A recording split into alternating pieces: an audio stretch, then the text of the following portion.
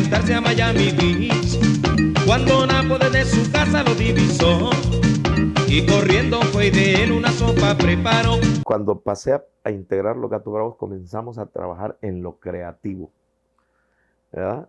Ya me sentí como pato en el agua, ¿verdad? Era otro empecé ambiente. A otro ambiente, a empezar. Sí, porque prácticamente estaban empezando de cero. De cero, a crear una identidad para el grupo, y no solo para el grupo, sino incursionar la música nacional y llevarla a otro grado. Estilizar la música nacional, ¿verdad? Y empezamos. Porque creo que en ese momento estaba el auge. Estaba el auge. Ya habían banda, ya estaba la Banda Blanca.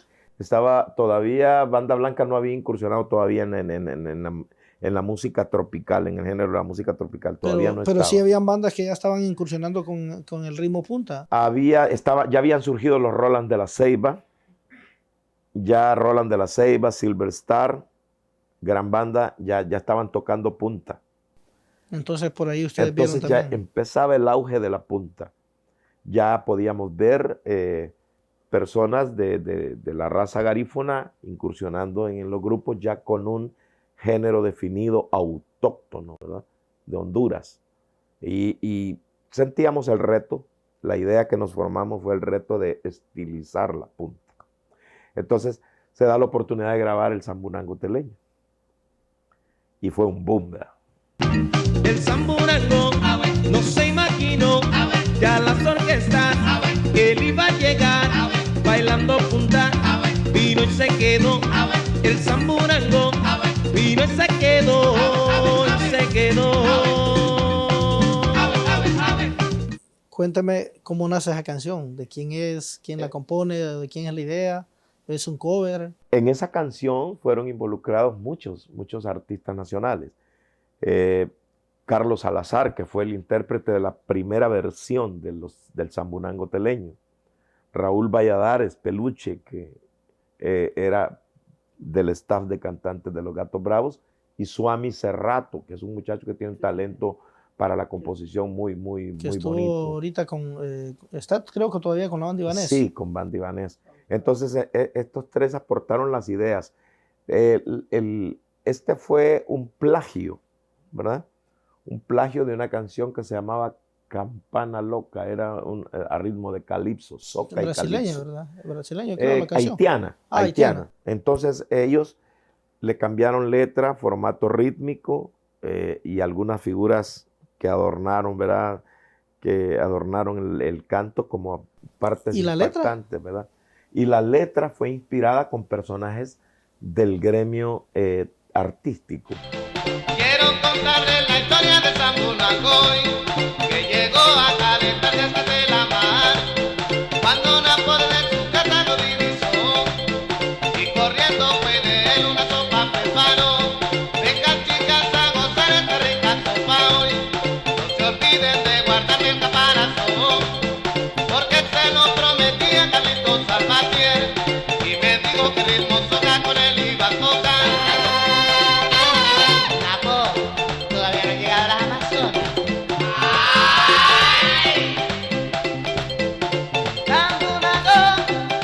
Por ejemplo, Napoleón Núñez era un hombre que tenía una discoteca en Tela, que estaba muy populosa y pegada. Por eso es que en la canción dice, Napo, ya llegaron las Amazonas. Entonces, y las Amazonas era el título de una telenovela que había en ese tiempo. Pero con ese título se denominaron un grupo de homosexuales.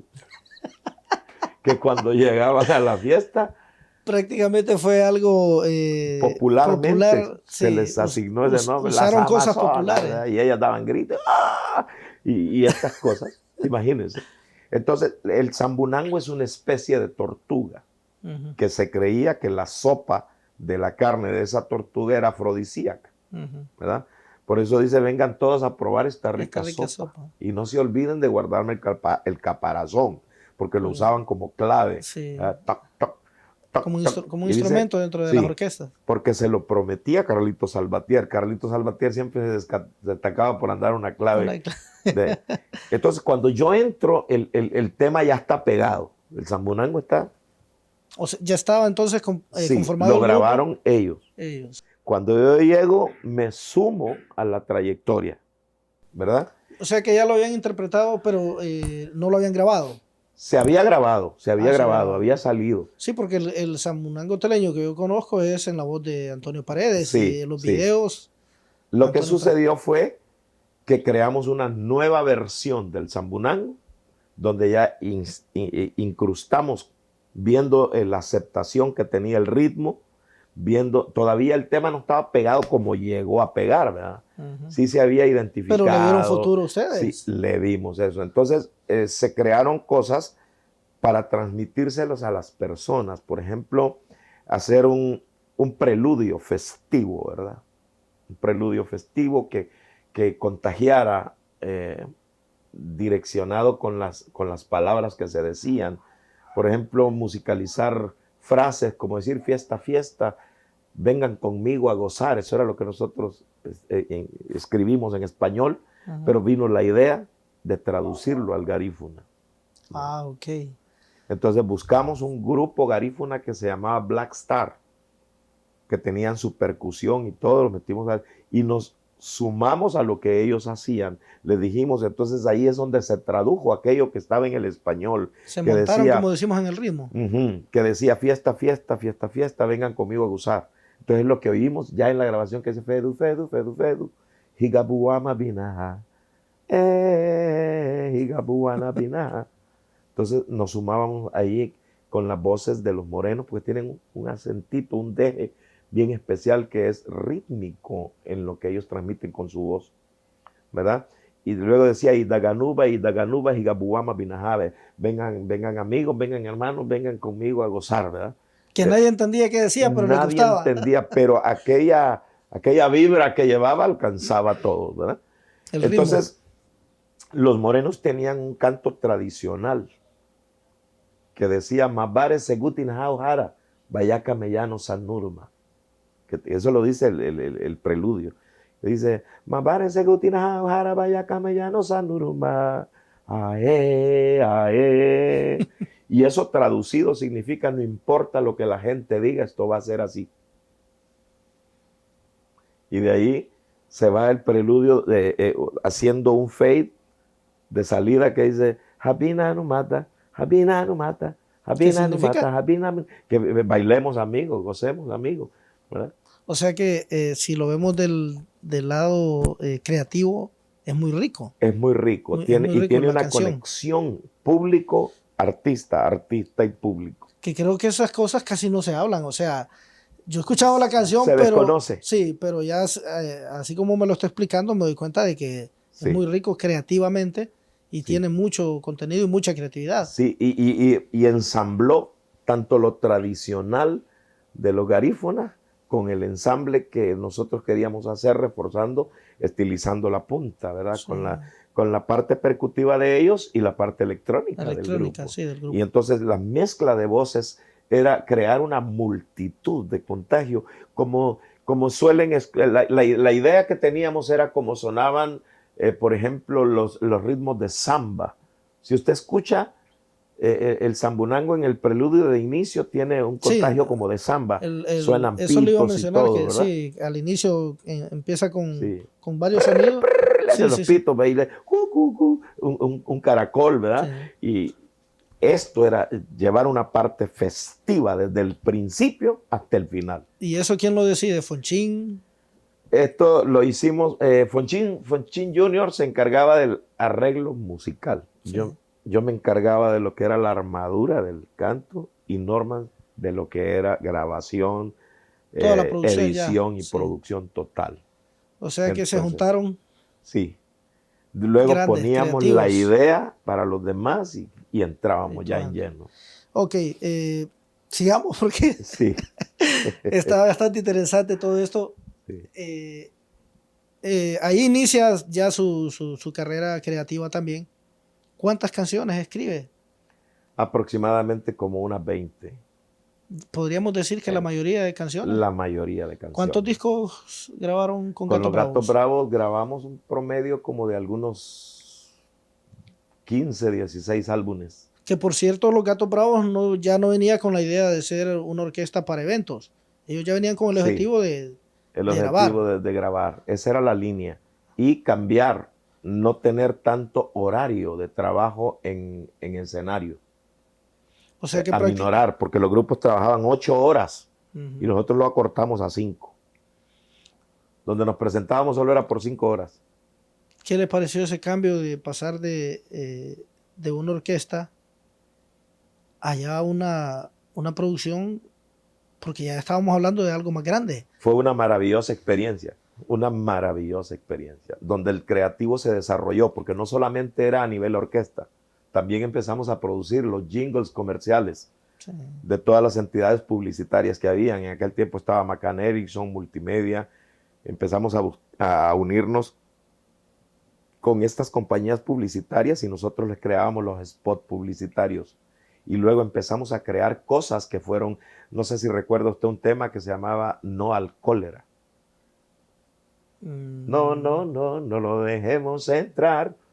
Siempre unidos lo muy chiquito, podemos creo, por eso no. lograr. Ese tema lo escribí. Ese tema es suyo. Sí, es mío también. Y luego hice el tema oficial de los sextos Juegos Deportivos Panamericanos y del Caribe, ¿verdad? Sí. ¿Cómo Así decía?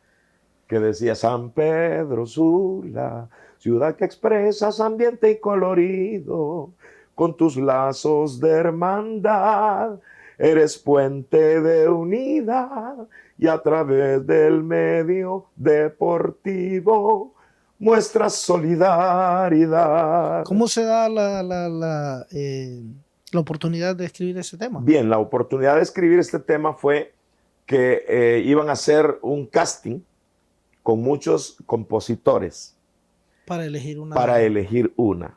Y ganó la de... Y entonces ganó la que escribí. Alfonso me dijo, escribite un canto para los sextos Juegos Deportivos Centroamericanos. Entonces empecé a tomar detalles, ¿verdad? Con esto que me está diciendo, prácticamente los compañeros de Gatos Bravos se dieron cuenta de que usted tenía mucho talento para escribir. Sí, obviamente lo sabían. Solo me decían un tema y yo empezaba a escribir sobre ese tema. Y fui desarrollando esto. Me decían, vamos a hacer algo, por ejemplo, un jingle comercial de tal lugar y hacerte una melodía con esta frase que es el lema de tal empresa. Y así lo hacía, ¿verdad? Cosas que usted de niño ni siquiera se imaginó que iba a llegar a tener ese talento. Nunca me imaginé, pero ya incursionando en ello fui agarrando aquella práctica, aquella destreza con tremenda facilidad. Sí. Con tremenda facilidad. Ya tenía ese talento y lo fue descubriendo de a poco. Se fue descubriendo de a poco. ¿Hasta dónde llegó con los Gatos Bravos? Bien, con los Gatos Bravos luego se dio otra oportunidad y fue de incursionar en tener una participación en el Festival OTI Nacional. Estaba con Gatos Bravos cuando sucede lo del Gatos OTI. Bravos. Alfonso Flores Jr. iba a ser director de la orquesta OTI, uno de los directores, porque iban a estar dividiéndose los temas con Camilo Corea y Alfonso Flores. Estamos hablando del OTI Nacional. El OTI Nacional en ¿De qué 1989. Año?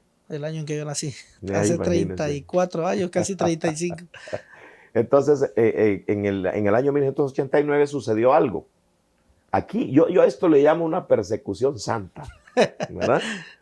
Una persecución santa, porque hubo un varón que inscribió una canción en el Festival OTI. Este varón se llama Eric Mondragón. Pero en ese momento usted no lo percibía. No, yo estoy totalmente alejado ajeno a de eso. Dios. Ya había pasado lo de la hermana que le dio el papelito. Sí, pero nada más. Siguió con su hijo, Sí. con sus tratamientos y todo. Y mi hijo es normal. La respuesta vino. El problema es que no le atribuía a Dios nada. Ok, pero eso sucede ¿cuándo? Allí en el transcurso. En ese transcurso todavía con Gatos Bravos. Sí, ya con Gatos Bravos. Se normalizó él su condición. Se normalizó su condición. Pero usted no se lo atribuye a Dios en ningún momento. A Dios. No se acordó de la hermana del papelito. Para nada. Solo anduve diciendo porque yo anduve águila en esto, porque yo me puse pilas, o sea, ¿verdad? Ego. Porque el ego. Y ahí es donde está la conexión. Que más adelante le contaré por qué en Dios no existen casualidades, en Dios solo hay propósito. Porque estos hijos nacieron los dos el 19 de enero. Okay. Ahora, sigamos con lo de Loti. Se presenta la oportunidad. Eric Mondragón envía una canción a participar, la canción clasifica.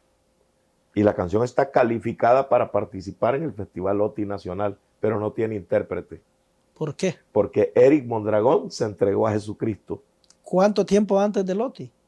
faltando días para el Oti, y toma la decisión de irse con un ministerio hacia los Estados Unidos. Y deja la canción ahí. Los organizadores tenían la canción. Los organizadores tienen la canción y tenían pero el no hay deber. intérprete. No había intérprete. ¿Y por qué ellos no deciden solo sacar la canción y ya? ¿De No quién se fue la podía. idea? No se podía sacar porque se podían presentar reclamos, porque no sabían cuál era el destino de Eric Mondragón. O sea que no sabían. No sabían nada. Esto lo vinieron a saber después. Entonces, Alfonso Flores me dijo, fíjate que hay una canción que no tiene intérprete. Sí, porque ahí es donde usted dice que no hay casualidades, porque no hay casualidades. En ese momento Fonchín es parte del director de la orquesta. Es uno de los directores de la orquesta, ¿sí? Entonces él sabe que no hay una canción y él es el que le ve que no hay un intérprete. ¿Sí? Y él es el que lo propone. Y me dice, cantará. No, le digo, a mí no me gusta andar. Es una oportunidad. Usted ni siquiera pensaba en participar en el Oti. No, ni se me cruzaba la idea. No se involucró para nada. No, para nada, absolutamente nada. O sea que si lo vemos de esta manera, le pasó lo de los amigos. Ajá, igualito. Cuando participó la primera vez, y esta vez Fonchín lo impulsó, digamos, sin que usted quisiera. Sin que quisiera. Entonces, me lo dice 3 días antes del ensayo general. Yo iba a ir solo al ensayo general y luego al evento. Y el ensayo general iba a ser en el día y el evento en la noche. O sea, yo estoy...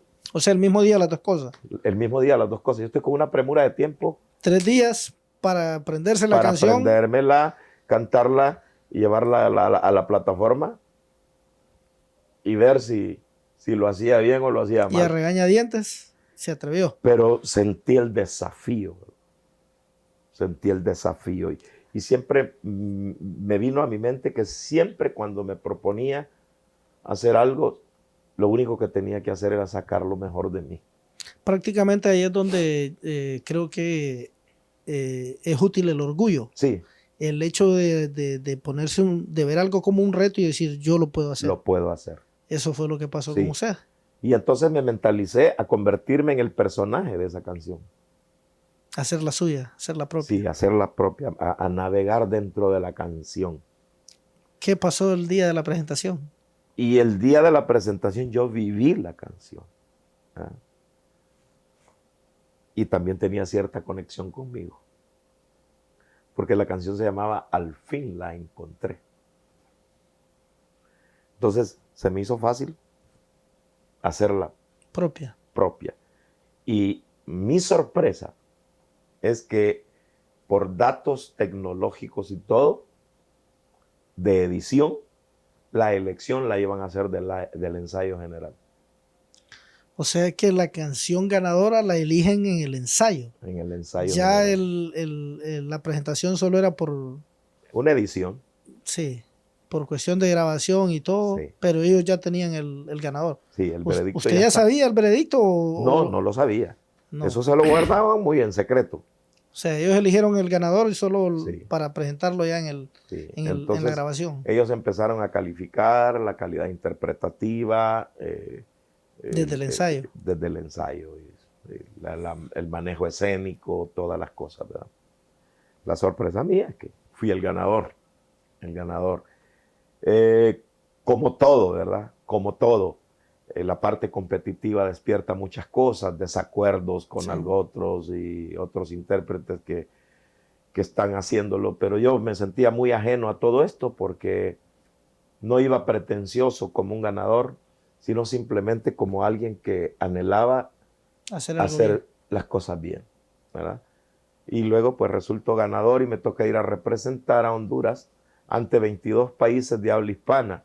¿Dónde fue esa edición? Esa edición fue en el Hotel Hyatt de Miami Beach. Fue en Estados Unidos. Y coincidía mucho con una gira que estábamos haciendo los Gatos Bravos. Hace algunos años vengo adquiriendo alguna experiencia que hoy me está sirviendo para convencerme que tú tienes todo lo que mucho esperé. Tienes la dulzura, esa fortaleza que despeja dudas y me da firmeza. Tienes la ternura y hasta la locura que hoy me hace gritar. Al fin la encontré, no quiero perder ese regalo. No importa saber que fuiste mujer en el pasado. Al fin la encontré, no debo temer, Dios me lo ha dado. Solo debo esperar y la fecha fijar para darte mi amor. ¿Y allá cómo le fue en esa edición internacional? Muy bien, porque en la calificación, pues se me acercaron muchas personas de alto calibre, ¿verdad? ¿Alguno que recuerda? Braulio, el cantante español, Celia Cruz, Johnny Ventura. ¿La conoció en persona entonces a Sí, ellos? Johnny Ventura, Verónica Castro, Libertad Lamarque, Lola Beltrán, ¿Qué le decían? Roberto Livi, todos me felicitaban y me decían, tienes una voz que vale $1 millón, me decían. Algunos de ellos se expresaron así, por ejemplo, Roberto Livi, que es un compositor, me dijo, tienes una voz que vale $1 millón, me dice. Y tienes algo, me dice, que tienes buena calidad interpretativa, buena dicción. Se entiende todo lo que dices. Entonces, estas cosas me halagaron mucho. El niño que cantaba en el corredor niño de del Chamilecón, corredor de la casa de la abuela, ahora está en un escenario grande, internacional, internacional, y siendo halagado por artistas. y siendo visto ante 22 naciones de habla hispana, representando humildemente ¿Qué decía la familia? al país, la familia, no solo la familia, la comunidad Toda entera me estaban esperando como algo que había puesto en alto el lugar. Muchos eran tan expresivos que hasta derramaban sus lágrimas de alegría, de conmoción, emoción, ¿verdad? Y me felicitaban enormemente. Todas aquellas señoras ya ancianas que salían de sus casas a decirme que se sentían orgullosas de todo esto. Me llenó tanto. De Toñito, ¿no? Sí, me decían Toñito de cariño y aquellas muestras de cariño, de que se sentían tan alegres de haber visto. Y el ego creciendo. Incursionar. El ego iba inflándose un poco más. Luego en el ramo musical ya habían muchos distintivos incluso, ¿verdad? Ya el personaje diferente para hacer esto, con más facilidad para crear audios, videos y todo, ya nos presentábamos, ya se sumaba esto a la trayectoria de la orquesta, ¿verdad? Ya se hablaba también Antonio Paredes. Entonces, en ese tiempo había que hacer un cambio. Las orquestas tenían que ser contagiosas y yo empecé a desarrollarme de esta manera. Coca-Cola empezó a patrocinar a los Gatos Bravos. A raíz de todo eso se fueron haciendo coyunturas a tal extremo que el tema de nuestro descanso era el tema de Coca-Cola. Y entonces me decían, modificate ahí, hacete una letra, ¿va? Ya con la marca. Ya con la marca, que la gente escuchara la melodía y se identificara y viera Coca-Cola, Gatos Bravos, ¿verdad? Entonces, en aquel tiempo decía Coca-Cola, no me recuerdo cómo, pero terminaba. Entonces nosotros íbamos, los gatos, nos vamos a tomar un pequeño descanso. Coca-Cola. Entonces esto ya le dio una identidad. Ya no nos presentábamos en salones de baile, sino en calles y avenidas de la ciudad. Grandes Y escenarios. reuníamos 10,000, 15,000, 20,000 personas. Y se imagina 10,000 personas siguiendo aquello de que un grito de histeria. Había una frase que cuando yo entraba al escenario, decía, ok, público. La gente, ¿verdad? A esa parte quería llegar, a esas frases que son las que quedan como grabadas. El ok, ¿qué otra había? Había otra frase que habíamos creado que decía, sa, zum, pa. ¿Qué significa o de dónde salió esa? Esto me lo imaginé en el sonido del güiro, el sonido del bajo y el sonido de la tambora. ¿Verdad? Sa, zum, el bajo. Ajá, y pa, un apagar de la tambora. El zoom es cuando deslizan Cuando la deslizan cuerda. la cuerda. Sí, el Entonces, bajista. Sí. Y el El otro era sa es de la güiro. güira, el zoom del bajo y el pa de la tambora. Sa, zoom, pa. Entonces, se volvió contagioso. Y también fue usted que creó También eso. eso, sí. Y en otra ocasión grabamos un tema que tenía una descarga musical, ¿verdad? Recostada en la percusión. Y surge una frase que dice, ¿quién te enseñó? Papá, le dije al que estaba bailando, ¿verdad? Porque eso lo escuché en un encuentro deportivo de unos equipos en un pueblo de Copán, que uno hizo un centro, ¿va? Y el que iba a cabecear le dijo, ¿quién te enseñó, papá? Entonces lo metí como frase. Como frase. Como frase. Yo usé esa frase en una publicación hace sí, unos días. sí. ¿Quién te enseñó? Entonces esas frases se volvieron muy pegajosas. Muy pegajosas. Sí, eran como las marcas ya. Marcas. Y le daban una identidad a nuestras grabaciones.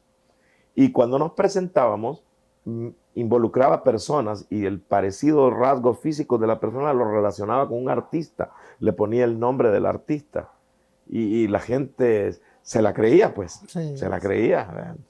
Y hubo uno, me recuerdo, que en una ocasión había un muchacho blanquito con su pelito de lado así, y cuando lo puse a bailar le dije Van Damme.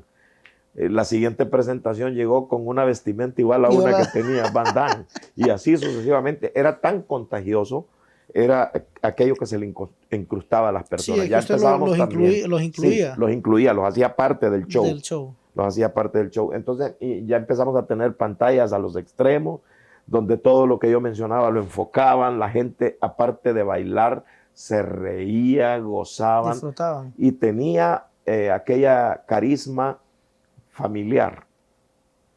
Yo encuentro hoy, así como usted, personas que se encuentran conmigo y me dicen, yo soy aquella niña que mi papá llevaba en los hombros para verlo cantar. Y que yo no recuerdo. Sí. A mí se me va de la mente. Y me causa mucho, usted sabe que un artista con el público lejos se siente débil, como que no hay fusión en eso. Y cuando hicieron la inauguración del primer restaurante Wendy's, que es aquel que está por la 105 Brigada, buscaron a los Gatos Bravos. Creo que está cerca de la Plaza Santa Mónica. Sí, sí. Entonces buscaron a los Gatos Bravos para esa apertura y anunciaron y llegó. Si usted se fijó en ese tiempo, nosotros hacíamos lanzamientos de cosas que marcaron trayectoria. Ya estamos hablando de los 90s. De los 90s. Estamos ahí en Wendy's para la inauguración del primer restaurante Wendy's en San Pedro Sula. Y la gente, era el mediodía en punto, aquel sol fuerte, abrasador como esos que estamos viviendo hoy. Y la gente estaba lejos del escenario, lejos de la tarima. Y eso es tedioso, poder estar uno haciendo algo y la gente lejos, no sé, como que no hay conexión, no hay contacto. Sí. Y entonces me dicen, inventate algo ahí para hacer esto, me dicen. Y entonces viene yo y las cosas, como ese punto de influencia que se tiene en el manejo escénico. Y empecé a decir, esto es increíble, les digo, acérquense porque está aconteciendo algo increíble. Aurelio, le digo, hacete un solo en el tambor, porque es sorprendente cómo apareció aquí una hormiga bailando, y se deja venir toda aquella gente usted. Y se vienen así como expectantes, a ver, ahí está, y no había nada. No había nada. Y ahí se quedó la gente, Y empezó aquello, pero de ahí en adelante fue una motivación extrema. Entonces, incluso sus compañeros ya tenían esa confianza de saber de que cualquier cosa que hiciera iba a atraer al público. Sí, a veces me decía, Antonio, nos sentimos aburridos, hacerte algo, ¿qué hay que hacer? O sea, le dejaban caer a carga ese peso, o sea, porque sabían que solucionaba. Y entonces a través de eso había seguidores del grupo, que a cualquier punto del país que nos movieran, iban ellos. Era como una caravana de gente siguiéndonos. Si nos transportábamos de un centro social bailable a otro, nosotros muchas veces estábamos en el Polideportivo Chulavista y luego nos íbamos al Sula de la Lima por la noche y obviamente nosotros nos íbamos antes de que terminara. Mucha gente se iba con nosotros. ¿Para dónde van hoy? Para tal lugar, para Progreso. Allá se iban. Es gente que tenía esa vida Sí. nocturna, digamos, y aprovechaban andar. Impresionante. Y en una feria juniana llenamos el redondel del Campo Agas a tal grado que ya no había cupo. Quedó mucha gente afuera. ¿Alguna mala experiencia en algún evento? Bueno, en varios eventos, me recuerdo que en una ocasión, en un evento, me entristeció mucho saber que hay personas que creen que por su dinero pueden hacer que las personas hagan lo que ellos quieren, ¿verdad? Y hubo una persona que nos contrató para una fiesta privada, pero quería que nosotros el tiempo que descansáramos también lo descontáramos. No quería dar margen de descanso al grupo. O sea, ese es tiempo no pagarlo, ese No espacio pagarlo. de descanso. Sí, quiso no pagarlo y llegó a alterarse tanto que incluso dijo: mis guardias no los van a dejar salir, Una amenaza prácticamente. como una amenaza. Entonces llegamos a la conclusión de decirle: ¿sabe qué? No nos pague nada, pero nos vamos, Sí, era primero la seguridad. ¿verdad? No podemos estarnos arriesgando por estas cosas y déjelo así, no nos debe nada. ¿Nunca pasó algún incidente en un evento, en un concierto? No, gracias a Dios, en los conciertos no, gozábamos del amor, del afecto, de la amabilidad de las personas. Lo que más pasaba era que se conglomeraba tanta gente a querer tomarse fotografías con uno, a querer compartir con uno, sentían buenos y malos, ¿verdad? Ok, empecemos a separar entonces ahora la parte artística con Con su la vida parte personal. espiritual, ¿Qué, personal. qué estaba pasando? Ya su hijo ya había Superado su superado etapa, su etapa. pero yo estaba yo estaba sufriendo un divorcio, Ya un estaba en el segundo divorcio. fracaso, ya no tenía. ¿Era el segundo? Sí, Con el primer matrimonio, ¿cuántos hijos tuvieron? tuve 3. 3. No está incluido el que tenía el problema. No, el del problema es el cuarto, pero ya nace Ya en es el segundo en el matrimonio. segundo matrimonio. Sí. ¿Por qué se daban estos divorcios? ¿Cuál era la parte de Infidelidades. por el ambiente en el que se desarrollaba? Sí. Muchas veces pareciese que no, pero yo fui un hombre que anduve en el ambiente, pero fui muy hogareño. No fui un hombre de calle. Eso lo digo a muchas. Siempre pensaba en mis hijos. Siempre decía: voy a pensar en mis hijos. Incursioné en vicios por los golpes de la vida. Trataba, como le digo, refugiarme. Era muy jocoso cuando estaba con mis compañeros. Pero en mi vida cotidiana era totalmente serio. Eran facetas totalmente diferentes. Trataba con seriedad todo lo de mi vida personal y mi área de trabajo pues era de jocosidad, de ambiente. Pero mucha gente creía, específicamente en el gremio de los músicos, creían que el cambiar esa conducta era que yo me inflaba y no. Le doy gracias a Dios porque considero que mis raíces nunca las perdí. Nunca perdí mis raíces. Sí, la educación que prácticamente, o el ejemplo que había recibido en el hogar. Sí, las mantuve. Entonces, fui popular en mi vida personal con los allegados porque había que tener un tiempo donde me inspiraba, donde descansaba, donde compartía. No era de los que andaba oyendo música tampoco. Sí. Cuando salía de las presentaciones, salía hasta el copete de música. Lo que más me gustaba era tener tiempo de tranquilidad. Me refugiaba mucho en la lectura. Esto era lo que más me gustaba. ¿De libros? Sí, leía muchos libros. Y cuando estaba en ese momento, empecé a ver a otras personas que eran cantantes de temporada anterior a la mía, pero que habían llegado al ámbito cristiano. Era Roberto Mejía, que fue cantante de Los Profesionales, hoy es pastor también, y Jorge Gómez. Ya Jorge Gómez había tenido su conversión. Ya Jorge Gómez ya se había convertido, Que Roberto Velázquez también. Estuvo en Los Profesionales y ahí es donde lo conoce Wilfrido Vargas y se lo lleva. Sí. Bueno, ya sabemos la historia de él. Entonces, también. cuando yo estaba pasando esa temporada, Roberto Mejía se tomó la tarea de visitarme para hablarme. La primera persona que me habló de Cristo fue Roberto Mejía. Y Roberto Mejía tenía un grupo familiar en su casa, vivía como a unas 4 cuadras de donde yo vivía, y todos los días me visitaba. Y soy sincero que algunas veces me escondía, algunas veces le ponía excusas, pero cuán valioso fue este hombre en mi vida. Con la insistencia que tuvo. Sí, sí, y esa persistencia de él hoy da fruto. Le amo mucho de una manera muy especial. Conocí a sus hijos pequeñitos, hoy son unos muchachos muy dotados también, muy virtuosos en la música. Y esto me fue como acercando, pero sin embargo yo era hermético, no le daba paso. Creía que lo que yo estaba haciendo era lo correcto. Ahí es donde relacionaba eso que estaba haciendo con lo que me ponía a practicar cuando quedaba a oscuras en casa. Decía yo, esto es, y no me voy a mover de aquí. Creí que era la música secular. Creí destino. que ese era el límite al cual yo quería llegar. Que yo prácticamente lo había convertido en un límite, ¿verdad? Y entonces ya empezaba, por los golpes de la vida, ya empezaba a sentir una necesidad. Ya sentía un vacío en mi interior. Ya había visto lo de mí. Era su segundo divorcio. El segundo divorcio, el primer hijo es el que tenía la condición esta. Sí, el primer hijo del segundo matrimonio. Del segundo matrimonio. ¿Cuántos hijos más tuvo con ella? Una hembra. Una hembra, o sea, 2 Sí, prácticamente. fueron 2 hijos. ¿Se separa? Nos separamos. Y luego sucede lo que me trae a la vida espiritual.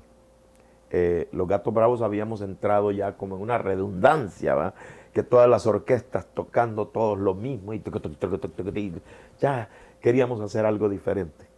Entonces, un poquito el género. Sí, entonces me dijeron ellos, Toño, ¿qué podemos hacer para dar una variante? Entonces mi opinión fue, les dije, busquemos una voz femenina. ¿Estamos hablando de qué año? Estamos hablando del año 94 aproximadamente, 94. 93, 94. Busquemos una voz femenina, les dije. Le hacemos un videoclip, un canto, promocionamos y decimos, los Gatos Bravos seguimos arañando. Entonces le gustó el eslogan. La idea y me dijo, ok, pero me dicen, búscala. O sea que todas las tareas se las asignó. Sí, me las asignaba. Usted tuvo la idea, usted llévela a cabo. Entonces llegó la oportunidad de que mi esposa actual, ella cantaba en Los Profesionales. ¿Se llama? Yesenia Durán. Dime si tú no me quieres para morirme de pena. Yo me voy por mi vereda y me voy a suicidar. Dime si tú no me quieres para morirme de pena. O sea que el rumor que yo escuché de niño de que el vocalista de Gatos Bravos se casó con la cantante era cierto. Era cierto. Claro. Entonces fui a una presentación que tenían Los Profesionales en el club de Tela Atlántida y escuché la calidad interpretativa. Ella estaba cantando una canción de la Orquesta de la Luz, de una chinita que cantó una salsa. Y entonces me gustó la forma en que lo interpretó, le comuniqué lo que queríamos hacer. Y luego pues había una condición, que ella era menor de edad, ¿no? Tenía 16 años, contaba con una edad de 16 años nomás. Y había que hablar con la mamá, ¿verdad? Y pues se habló con la madre de ella, pues la mamá dijo que había que sí, pedía que responsablemente se la llevaran, se la traían. Entonces yo me hice cargo hasta hoy. Todavía se la sigue cuidando. Hasta hoy se la sigo cuidando. O sea que es eficiente el cuidador. Sí, entonces, para ese entonces también viene otro arrebol a mi vida. Y es que mi hijo mayor ya contaba con la edad de 17 años. Y mi hijo incursionó en la música y por ende, al estar en la música, ya tenía sus años, había hecho amistad con varios músicos, se llevaba, pero incursionó en las drogas. Y un día, en esa misma temporada, ya cuando con mi esposa actual empezamos, entablamos una relación, un noviazgo, luego pues decidimos formalizar una vida juntos. ¿Al cuánto tiempo de estar ella en Los Gatos Bravos empezaron la relación? Aproximadamente como un año posterior. Fue rápido, digamos. Fue rápido. Como al año, y ya teníamos esa cercanía de movernos. Yo me sentía como complementado en el ámbito musical, como más seguro, ¿no? porque digo yo, bueno, las infidelidades se daban porque yo andaba por allá y Andaba quedaban solo, acá, ¿va? sí. Y entonces estas cosas me hacían sentir un poco más afianzado en lo que era el ambiente familiar. Y luego que vino nuestro primer hijo, ¿ya? Pero resulta que mi hijo mayor, en una ocasión, habíamos venido de una gira con los Gatos Bravos. Mientras andábamos de gira, aquí estaba ocurriendo algo. Mi hermano biológico, el que me sigue a mí, llegó a Cristo. Él aceptó al Señor, empezó a asistir a una iglesia. Dentro de eso, en un círculo de oración que tenían en la iglesia, una jovencita recibió una palabra profética donde se le dijo, entra en una semana de clamor, dice el Señor, y ahí te dirá lo que has de hacer. La muchacha nació en cuna cristiana, ¿verdad? Una muchacha que del mundo no sabía nada. Pero obedientemente atendió la voz de Dios, entró en la semana de clamor, y nosotros andamos en Estados Unidos, y ella entró en la semana de clamor. Usted no la conocía, era de No la la iglesia conocía, con su hermano. totalmente no la conocía, no sabía de qué se trataba. Entonces vino ella, empezó a buscar al Señor, y ella me testificó esto, un día, 2 días, 3 días, 4 días, y nada, 5.º día y nada. Al 6.º día dice que ella en su habitación vio como con un proyector, un grupo musical que estaba tocando. Pero lo curioso que dice que los instrumentistas de ese grupo musical, los que tocaban los instrumentos, no tenían cara. Los únicos que tenían cara eran los 2 cantantes. Y por las descripciones que ella dio, era mi esposa y yo. Y dice que escuchó una voz que le dijo, ¿ves a estos 2? Diles que ya no le cantarán al mundo, que ahora me cantarán a mí. Y entonces ella emprendió la búsqueda, empezó a buscarnos sin hallarnos. Ella estaba en la iglesia con mi hermano, pero nunca se habían visto. O sea, no se conocían entonces. No se conocían. No sabía ella. Resulta que en la La iglesia, búsqueda de ella era de acuerdo a lo que el Señor le había mostrado. Porque ella estaba viendo las orquestas a ver cuáles eran los 2. Ella miraba en la prensa, ella imaginaba. miraba en la televisión, ella miraba en esto, miraba en lo otro, buscando cómo agenciarse de información de esa información. Más o menos saber quiénes eran. Pero en la iglesia donde fueron, hicieron un evento juvenil y llamaron a mi hermano para presentarlo, de que él ya había aceptado al Señor, y ella lo vio, y físicamente mi hermano se parece a mí. Y cuando ella lo vio, ella llegó gritando, él es el que el Señor me mostró, es que el Señor me dijo que hiciera esto. Y ella llorando, ¿verdad? Entonces mi hermano le escuchó y le dijo, mire, le dice, no soy yo. Su hermano identificó. Sí, él identificó por las características. Desde que le dijo, vi un grupo musical y vi 2 cantantes. Él dijo, es mi hermano. Y las descripciones, y le dijo, no soy yo, pero sí es un hermano mío, le dice. Y mire, le dice, mi hermano viene mañana. Yo llegaba el siguiente día de una gira. Mi hermano viene mañana y me gustaría que usted le cuente. Que usted le cuente esto que me está contando a mí. Yo la voy a llevar a mi casa.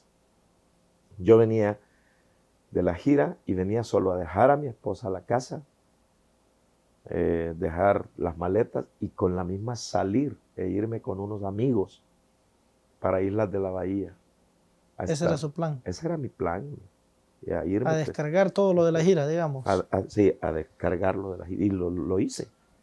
Nos fuimos para Islas de la Bahía, tuve 3 días y 3 noches. De allá regresé desvelado, engomado, acabado y enojado, ¿verdad?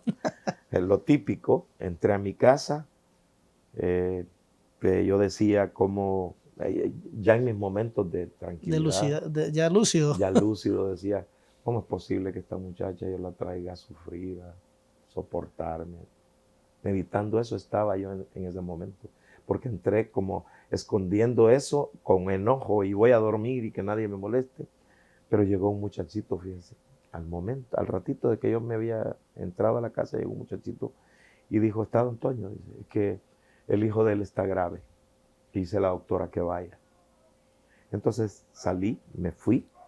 Su hijo por su incursión en las drogas había sufrido una intoxicación en toda la sangre porque había inhalado una porción de cocaína adulterada con pastillas de diazepam y Valium 10.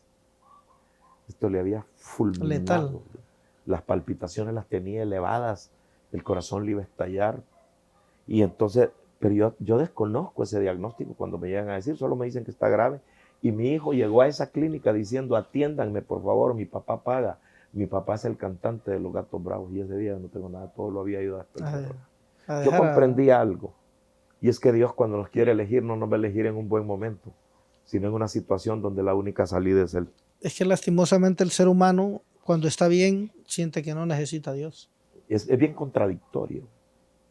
Sí, es bien contradictorio. Por eso resulta fácil servir a Dios cuando todo está bien. Pero cuando hay dificultad casi nadie quiere. Y entonces, nadie quiere tomar ese reto. Cuando yo llego a esa clínica, yo no tengo ni un 5. No tenía nada. Todo lo había malgastado. Me pasó las del hijo pródigo. Venía sin nada. Sin nada.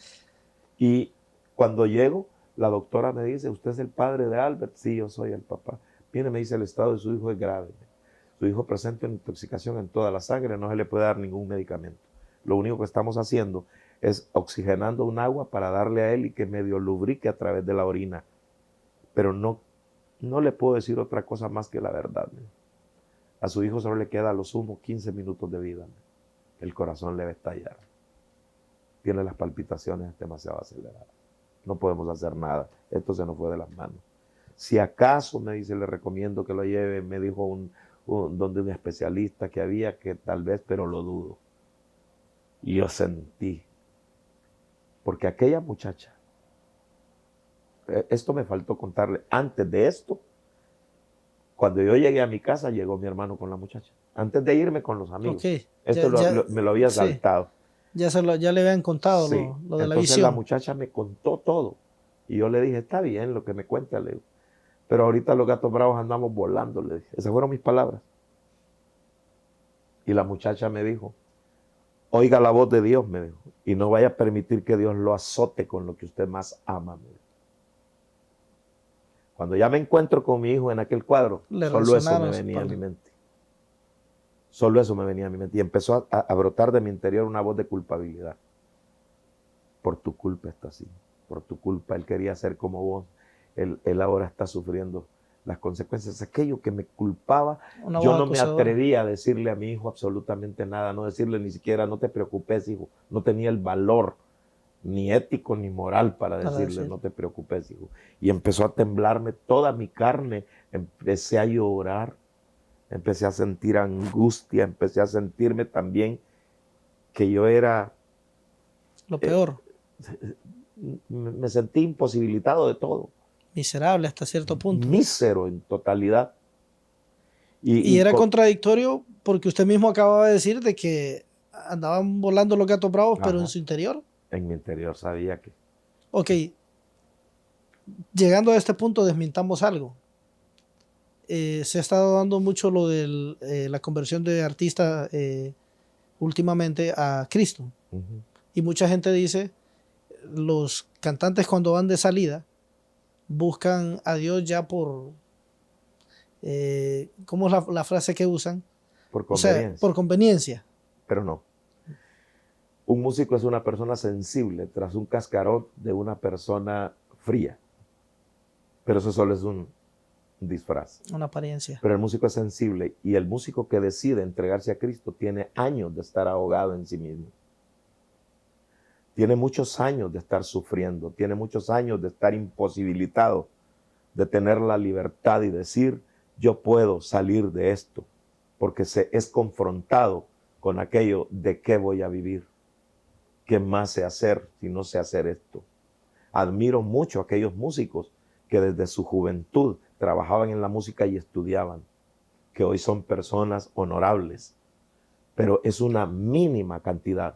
Y hay una gran cantidad de músicos que lo único que saben hacer es ejecutar un instrumento o cantar, pero que no tienen ni una otra profesión que les avale. Por esta razón podemos ver músicos que se respaldan en la política, que se respaldan en la misma fama para sacarle algún provecho, pero el fin es establecer un estatus de vida. ¿Por qué? Porque nos hemos autovendido la idea de que fuera de la música no podemos vivir, de que la música es nuestra vida, porque existe ese concepto de la música, que ya no pasa solo a ser un grupo de sonidos agradables al oído, sino que la adoptamos como decir, la música es mi vida, ¿verdad? Y eso no es así, no es así. Nos volvemos muy dependientes de la música. Lo digo con mi experiencia propia y me aferré tantos años a ella, ¿verdad? Me aferré tantos años a ella, a tal grado que puedo decir, por mi propia decisión nunca hubiera salido. Solo pude salir con la mano poderosa de Dios. Y para que Dios me sacara, tuve que llevar un caso extremo como el que me tocó vivir conmigo. Tuvo que ver a su hijo al punto de la muerte. Al borde de la muerte. Y cuando a mí me dicen esto de mi hijo, yo no lo he visto. Y solo me dijeron luego, pase y véalo. Cuando abro la puerta de donde mi hijo dijo unas palabras que me terminaron de fulminar.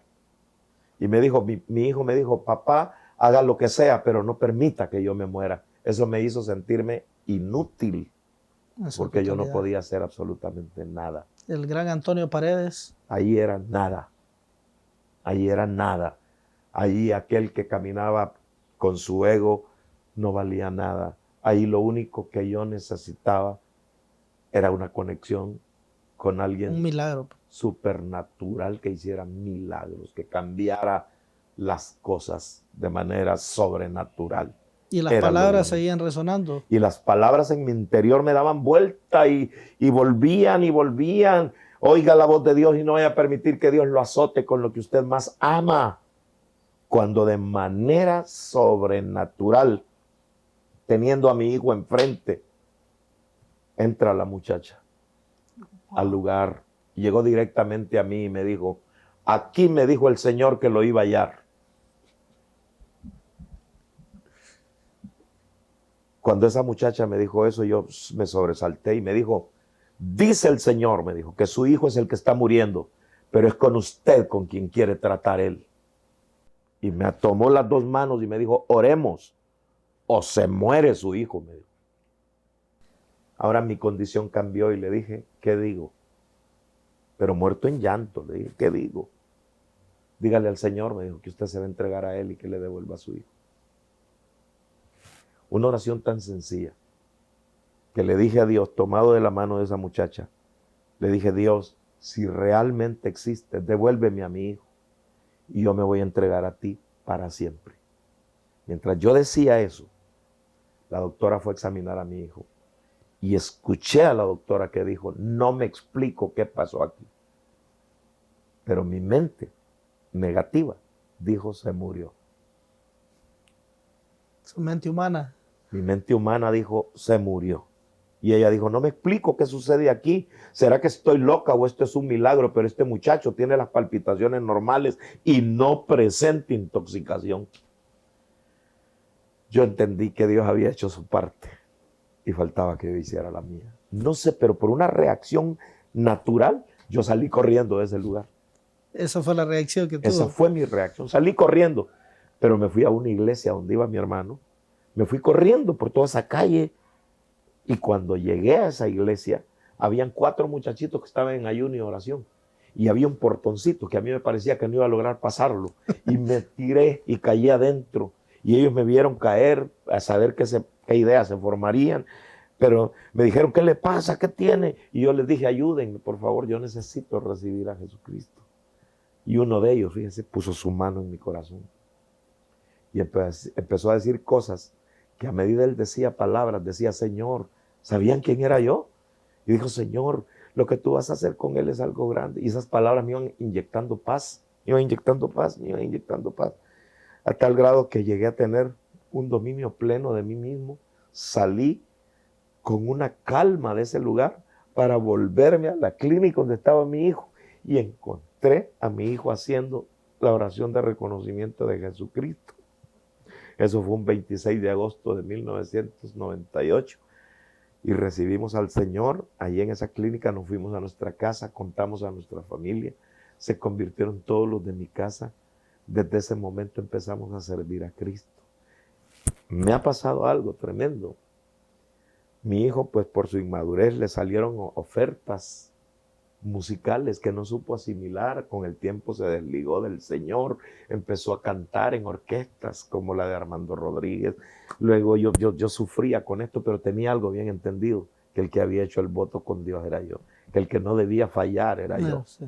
que era yo el que había hecho esa negociación con Dios. El compromiso. El compromiso. Entonces me mantuve, pero para la gracia y favor y gloria de Dios es que mi hijo se volvió a encarrilar en las cosas del Señor, ya está sirviendo, anda compartiendo su testimonio, sirviendo a Dios con la alabanza, y mis otros hijos se desarrollaron en el ámbito musical cristiano.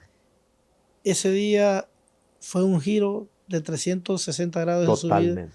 Total. Radical. Radical. Todos aceptan a Cristo.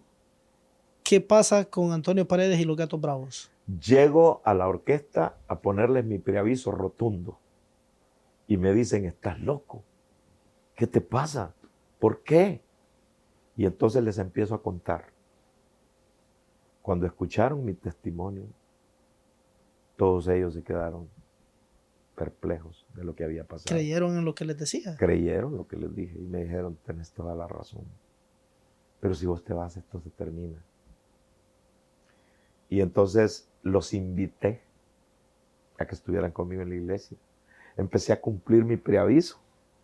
Terminaba una reunión cristiana en mi casa y me iba a la 105 Brigada, por decirlo así. Me daban libertad que llegara tardecito. ¿Siguió cantando? Sí, seguí cantando Sí, durante porque el tenía preaviso. compromiso. Porque habían compromisos, claro, seguí cumpliendo. Y durante esos compromisos estuve tratando de evangelizar a mis compañeros. Estuve tratando de hablarles. Empecé a dar también un testimonio diferente con mi ejemplo, con mi vida. Empecé a ser totalmente diferente. Los compañeros de bebida me salían y les decía, no, lo siento, pero no. Que me ofrecían cigarrillos. Fue un cambio no, radical. No, todo radical. Yo ya me sentía que el ambiente me estorbaba. Y hubo un momento en que fui atacado, que tenía sueños que me parecía que eran realidad. Soñaba que pecaba tomando, que hacía esto, y yo le decía al Señor, no aguanto esto, tengo que salir de esto, busco una manera para sacarme de esta condición, porque siento que las influencias están creciendo, se han multiplicado las acechanzas a mi vida y no quiero fallarte. Para ese entonces vino un amigo mío estábamos en el Centro Social Asomopro, y yo buscando cómo desligarme de la música.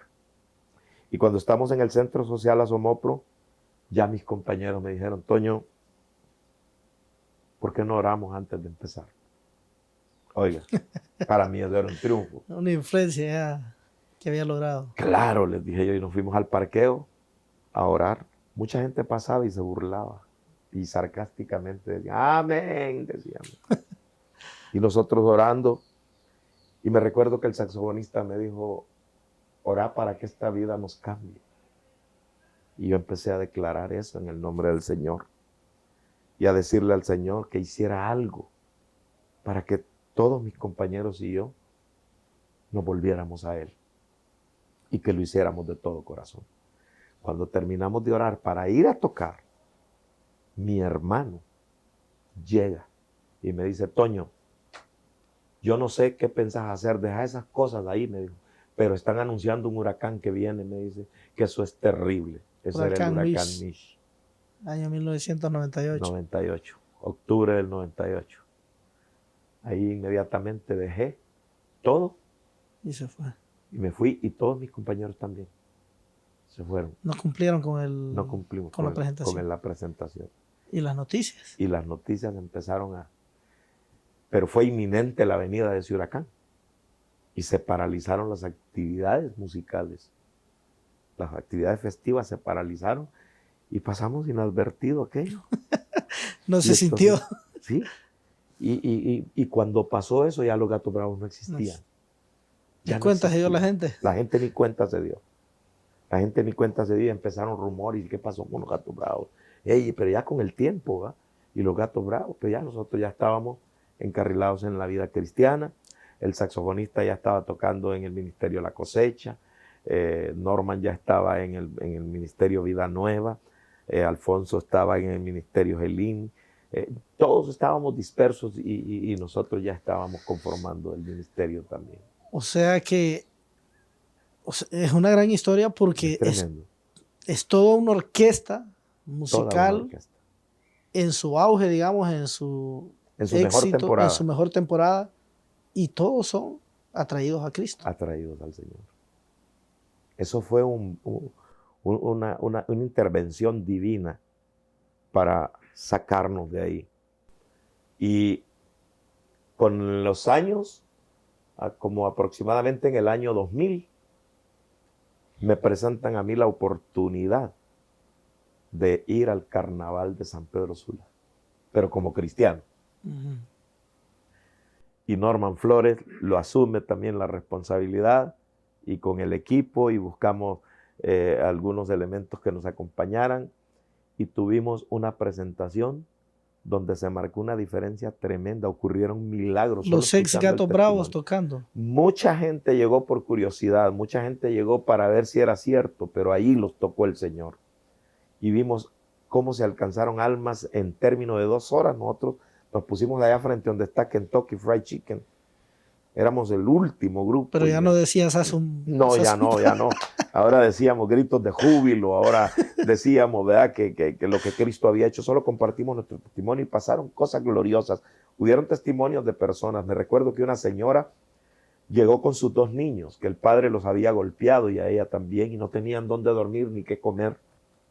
Y le dije, espérese aquí que algo va a hacer Dios. Cuando estuvo la administración de todo, esa señora no se movió de ahí con sus hijos. Yo estaba atravesando mi desierto, había dejado mi fuente de ingresos, había dejado todo, pues no tenía cómo responderle yo, ¿verdad? Pero sí, comprometí a Dios con ella. Y me recuerdo que en esa ocasión pasó algo tan glorioso, que el que había organizado el evento de parte de Cervecería Hondureña se había entregado a Cristo esa noche. También. Habían llegado otros personajes que andaban por ahí y se convirtieron a Cristo. Pero llegó también un muchacho que jugaba en el Real España. Y me dijo así, hey brother, me dijo así, yo venía a emborracharme a este carnaval, me dijo, pero voy borracho de Cristo, me dijo. Y lo que yo pensaba gastar aquí, no sé en qué lo vas a usar, aquí está. Y se lo di a la señora con los 2 niños. Me había entregado la cantidad como de 3,000 empiras aproximadamente. Y vi la fidelidad de Dios, una cosa que marcó Dios mi obrando de corazón. muchas maneras en ese momento. Obrando. Luego me hicieron una invitación para llegar al Parque Central. Iban a tener una presentación con música y querían una meditación de la palabra y alabanza, y que compartiera un trozo de mi testimonio. Y la gente iba y venía, miraban y quedaban, ¿verdad? Algunos se detenían, otros no. Pero yo me puse a contar lo que Cristo había hecho conmigo, hice un llamado. Entonces subió una mujer. Una mujer subió a recibir al Señor. Y cuando la quise abrazar para decirle que la felicitaba, me dijo, no me toque. Si supiera quién soy yo, me dijo, no pondría su mano sobre mí. Eso tocó mucho mi corazón. Y me dijo, yo soy de las mujeres que venden su cuerpo, me dijo, en la calle. Y le dije yo, a mí no me importa eso. Yo quizá fui peor. Le dije. Y abracé a esa mujer y empecé a llorar. Empecé a derramar mi ser, pero de gratitud, de decirle a Dios lo que Él es capaz de hacer. Pasaron los años. Caminando por la tercera avenida de San Pedro Sula, encontré a esa mujer con un hombre y con 2 niños. Se había casado y le dijo al hombre, él es el varón que Dios usó. Y me dieron testimonio que eran pastores de una iglesia. Wow. En una comunidad delante de Choloma. Mire, me sentí tanta satisfacción de hacer las cosas buenas, porque me tocó irme con unos misioneros. Después de predicar en el presidio de San Pedro Sula, encontré unos misioneros. Los misioneros me llevaron con ellos a que trabajara allá en Amarillo, Texas. Cuando yo llegué a Amarillo, Texas, yo llevaba una fotografía de un niño de un albergue que estaba refugiado por lo del huracán. Y entonces, cuando estaba allá, escribí una canción que se llamó Por la sonrisa de los niños. Yo solo me iba a estar una temporada allá y me venía. Y, y la canción era para pedir juguetes para los niños de Honduras. Y empecé a pedir de esos carritos Hot Wheels, que dije yo puedo llevar muchos porque son pequeñitos, y muñequitas Barbies, ¿verdad? Hice la canción se llamaba Por la sonrisa de los niños, reuní a los niños de la iglesia donde estaba congregándome y los hice cantar el coro.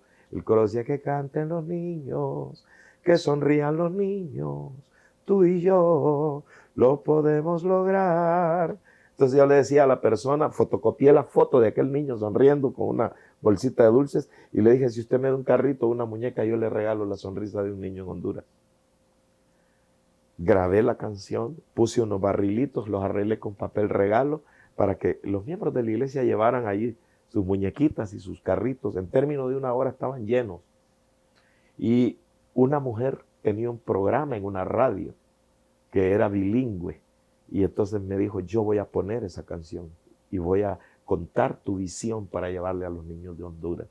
Y puso la canción. La sorpresa para mí es que empezaron a llegar camiones con pallets llenas de ropa para niños, calzado para niños, champú para niños, leche para niños, suero para niños.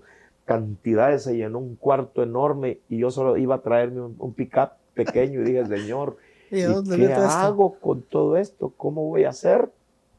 Pero los planes de Dios son perfectos. Estando meditando ahí con los hermanos y les digo yo que pensaba poco, pero ¿cómo le voy a hacer? No lo sé.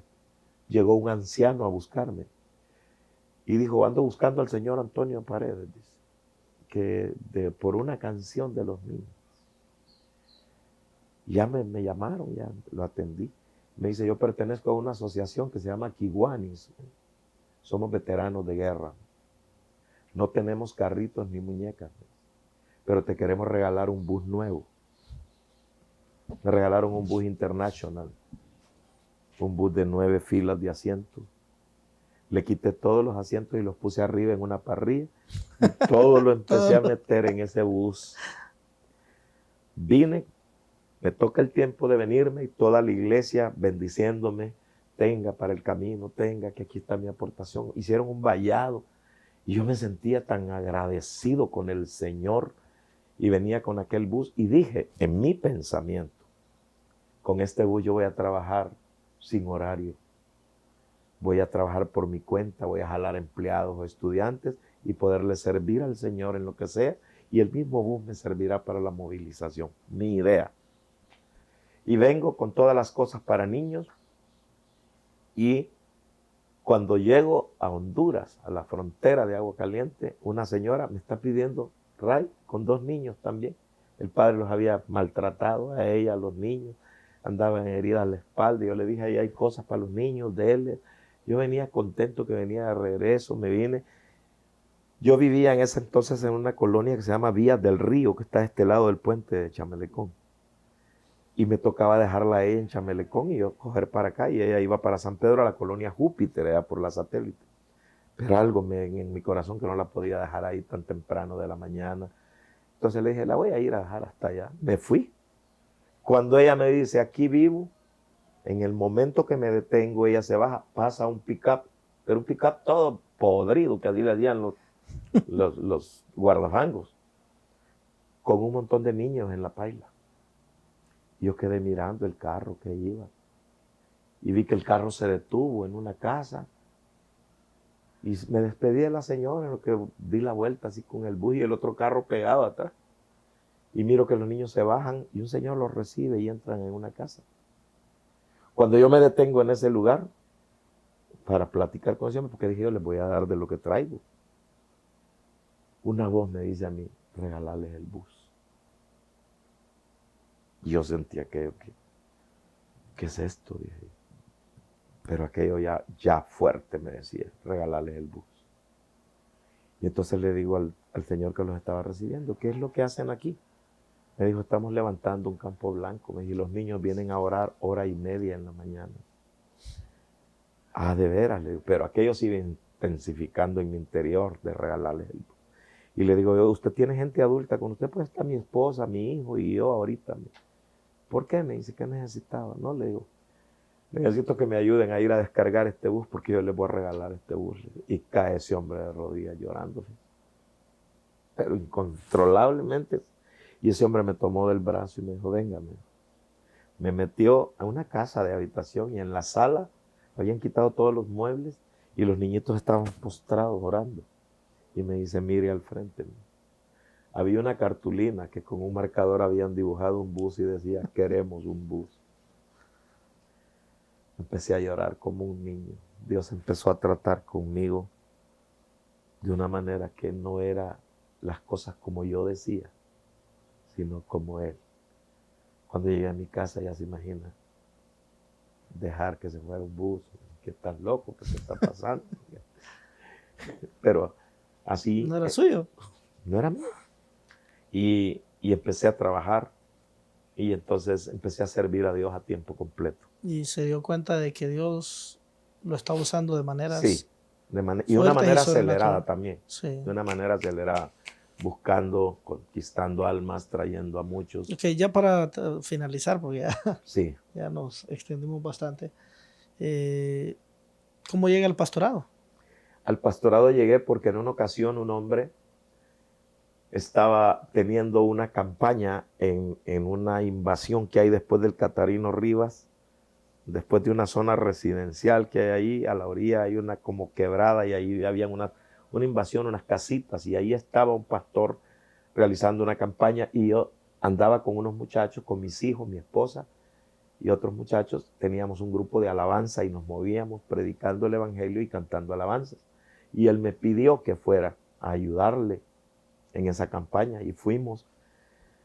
Y de repente un hombre iba pasando por ahí, escuchó las alabanzas, escuchó que había algo espiritual, se llegó guiado por el sonido, llegó hasta ahí. Ese hombre era un misionero y muy usado en el ámbito profético. Y ese hombre habló con el pastor y le dijo, yo he recibido una orden de Dios, yo tengo 72 años, ando aquí en Honduras sin saber a qué me ha traído el Señor, pero he venido para predicar al Señor. Yo vengo desde Massachusetts y Dios me ha traído con un propósito y me ha dicho que voy a llegar a lugares donde Él me abrirá la puerta para predicar.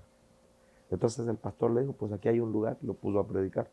Y lo primero que él dijo es que se volteó a mí y me dijo, dice el Señor que hoy te llama a un pastorado y que atiendas el llamado, porque si no tus finanzas se vendrán abajo. Y yo pensaba, pero ¿cuáles finanzas? Si yo vivía por fe, yo había más bien dejado todo. Pero mire, a mí nunca me había faltado nada como alimento. Pero cuando dejé de atender ese llamado, Empezó a faltar todo. me empezó a faltar todo. Y entonces sentí que aquello me ahogaba. Y así fue como atendí el pastorado. Y empecé y tuve un encuentro que se nos ponchó el carro viniendo de Santa Cruz de Yojoa, amanecimos en Villanueva y yo sentí que me tocaron la planta del pie, levanté mi rostro y yo vi un personaje que me dijo, a este lado te quiero, señalando del Boulevard de Villanueva hacia el costado este. Y ahí es donde está la iglesia ahora, ahí es donde estamos establecidos. Yo atendí la voz de ir y predicar por todas estas partes y así fui llegando hasta consolidar el llamado, plantando una obra. ¿Desde qué año? Desde el año 2003. Está en el pastorado. ¿Cómo se llama la iglesia? Se llama Fuego Pentecostés. Ya hace 21 años. También canta. También canto, predico. Y Dios es perfecto. Mi casa la había perdido en Vías del Río. Ya no la podía pagar. Yo la adquirí cuando estaba en los Gatos Bravos. Y pago mi desierto y no podía tener mi casa, ya no la podía, me había acumulado tanto. Y entonces yo dije, bueno, aquí hay que desistir de esto. Y empecé aquí sirviendo y viajaba desde allá para acá. Pero un día llegó, el día que yo atendí la voz de Dios, llegó un hombre a decirme que él iba a comprarme la casa porque el Señor le había dado una orden, pero que íbamos a hacer el trato a la manera de Dios. Y que el Señor le dijo que pagara la casa, la pusiera al día, pero que me dejara a mí vivir un año gratis. Todo eso. El 7 de marzo se cumplió el año y fue cuando comencé la iglesia. Y ya me vine a vivir a Villanueva. Así me trajo el Señor. Y si le contara más cómo llegué a tener esta casa, anduve por todos lados rentando, pero este es un testimonio. Esto es un testimonio. ¿Siguió escribiendo música para Dios? Sí, he escrito. Grabé un álbum que se llamaba Tómame en tus brazos. ¿Qué tanto fue el recibimiento? Pues la grabación yo no la hice ni para popularizar ni para lucrar, sino en obediencia, que Dios me decía, grábalo, pon y que la gente lleve, porque mucha gente se puede sanar, se puede convertir por un A través canto. de la música. Entonces, eso es lo que hacía, producía y lo ponía ahí. ¿Alguna de las toda la gente. alabanzas o alguna referente? O la- Sí, hay un canto que se llama En tu presencia. En tu presencia. Ese canto surgió de una burla, ¿verdad? Que en mi transición de haber dejado, me tocó caminar a pie, andar con mis hijos en mi espalda, porque tenía una situación precaria, pues, atravesando mi desierto. Y encontré una persona que le dijo a otro, mira, dice, a pie anda el de los gatos bravos, dijo. Y quise responder. En mi ego quise responder. Tal vez airado decirle, pero ¿sabes qué? Decirle, estoy mejor que en esto, pero con airado lo quería hacer y no es la manera correcta. Y yo escuché una voz que me dijo, pero tú sabes quién va contigo. Y empecé a escuchar un canto en su cabeza. en mi mente. Y ese canto decía, Señor Jesús, hoy vengo a ti, reconociendo que tu amor por mí es más inmenso que el mar. Y no se puede ni explicar. Por eso es que confiadamente digo así, en tu presencia yo quiero estar. En tu presencia, Señor, quiero vivir. Yo quiero entrar confiadamente allí donde tu diestra me sostiene. Ese canto marcó mi corazón y sirvió para que se convirtiera mucha gente que experimentó sanidades, tal como el Señor me había dicho. ¿Cuántos artistas ha logrado alcanzar? Pues he logrado alcanzar. En una ocasión tuve la oportunidad de ir a un cumpleaños con los muchachos de la gran banda. Y ese cumpleaños se convirtió en un método de alcance. Y los 13 músicos quedaron quebrantados. Muchos de ellos decidieron salir y servir al Señor. Entre ellos está Rubén Pinto, que ahora está pastoreando en la ciudad de New Jersey. Hay otro muchacho que tocaba el bajo, que también está en California, pero está perseverando. Muchas personas han sido alcanzadas. Servimos al Señor incondicionalmente. Siempre he tenido el deseo de llegar a las orquestas con un mensaje, que me den un espacio en sus ensayos y poderles hablar. ¿Todavía está en ese plan? Todavía está en pie. Tuve también la cercanía con personas gerentes, propietarios de grupos musicales que tuvieron una experiencia espiritual maravillosa, como el señor Juan Oviedo. Un día me dijo, quebrantado, tu testimonio siempre me ha tocado. Y esto le dio un nuevo rumbo a mi vida. Una vez llegamos con Roberto Mejía también a orar por Pepe Antonio, un cantante que era ícono en la música nacional. Y llegamos, le hablamos la palabra de Dios. Me gustó algo que Juan Oviedo le dijo. Pepe le dice, te traigo estas personas porque estas personas irradian luz, irradian vida. Le dijo. Nosotros debemos escucharlo. Esto nos llenaba de mucha satisfacción. Viendo la cámara, un mensaje para la gente. Pues el mensaje más grande que puedo decirles es que mientras hay vida y esperanza, y mientras Cristo no ha venido, el tiempo te alcanza, la misericordia está al alcance tuyo. Lo más lejos que estás de Dios es de una oración de reconocimiento. Lo más lejos que estás de darle un cambio a tu vida es de un sí al Señor. Te invito a que reflexiones que si tu vida está igual o peor a la que estaba la mía, no desistas, porque tu vida surgió con un propósito. Y ese propósito está en las manos de Dios. La misericordia de Dios se prolonga a cada momento. Que Dios bendiga la vida de todos los que son alcanzados a través de este spot y que estas palabras hayan cabida en sus corazones. Es mi deseo. Dios les bendiga. Pastor, hemos cubierto una buena cantidad de la historia. Sabemos que si nos ponemos aquí a hablar de todas las maravillas de Dios, no vamos a terminar, pero yo agradezco el espacio. Como le dije, es un privilegio para mí estar aquí escuchando de su vida artística y ahora de su vida en Cristo. Y pues muchas gracias. Gracias. Gracias. Para mí también es una oportunidad muy linda de poder contar lo que Dios ha hecho y traer esa trayectoria desde mis comienzos hasta mi condición actual.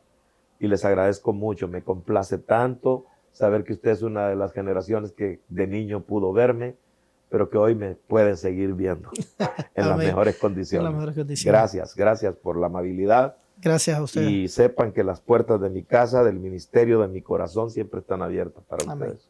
Esto ha sido pues un poco de la vida del pastor Antonio Paredes, el gato bravo mayor, como le llamaban. Estamos agradecidos con Dios, ¿verdad?, por el espacio, por haber conocido más sobre su vida. Recuerden pues darle like a este video, compartirlo, buscarlos en nuestras redes como Sintonía Cristiana en Facebook, y aquí en este canal activen la campanita para poder seguir, para recibir notificaciones y seguir viendo las entrevistas que vamos a seguir compartiendo en este podcast. Muchas gracias a todos y que Dios les bendiga. ¿Quién te enseñó, papá? No hay otro pueblo más macho que el pueblo catracho del cual vengo yo. No hay otro pueblo más macho que el pueblo catracho. Sazumba, del cual vengo yo.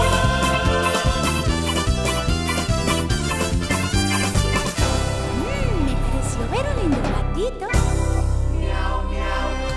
Señor Jesús, hoy vengo a ti, reconociendo que tu amor por mí es más inmenso que la mar y no se puede enumerar. Por eso es que confiadamente digo así: en tu presencia yo quiero estar. En tu presencia, Señor, quiero vivir. Yo sé que puedo entrar confiadamente allí, porque tu diestra me sostiene, Señor.